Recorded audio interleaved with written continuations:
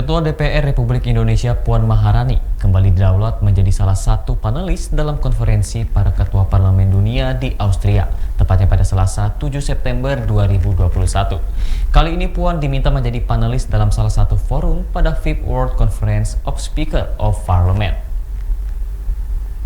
Puan didaulat menjadi panelis karena perannya dalam komite persiapan yang bertugas menyiapkan substansi konferensi para ketua parlemen dunia tersebut.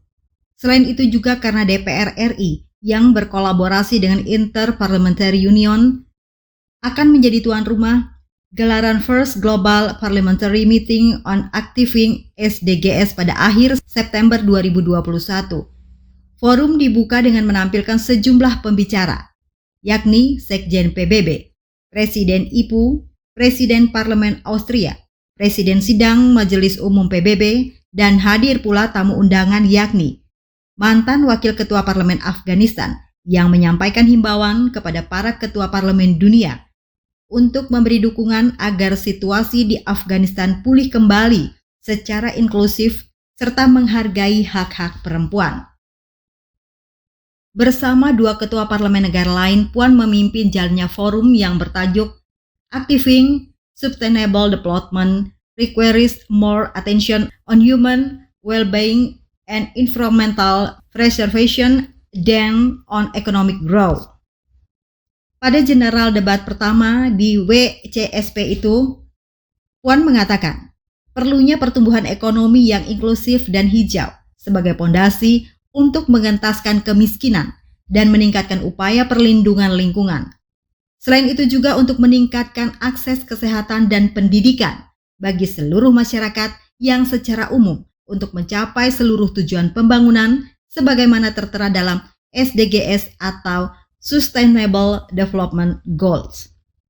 Puan mengatakan, pandemi telah memunculkan gagasan pentingnya lebih memperhatikan keterkaitan antara berbagai aspek, yaitu people, prosperity, and planet. Selain itu, pandemi merupakan momentum untuk memperbaiki arah pembangunan ekonomi agar menjadi lebih hijau dan inklusif. Dengan demikian, menurutnya, dunia bisa lebih resilient serta siap menghadapi kemungkinan terjadinya pandemi dan krisis lain di masa depan. Puan menyebut, diperlukan pertumbuhan ekonomi berkualitas di masa pasca pandemi COVID-19 yang tidak hanya mengejar pertumbuhan tinggi. Dalam sesi ini, peserta menyampaikan pandangan pro dan kontra terkait tema perlunya perhatian lebih besar pada aspek kesejahteraan sosial dan lingkungan hidup daripada pertumbuhan ekonomi untuk mencapai pembangunan berkelanjutan.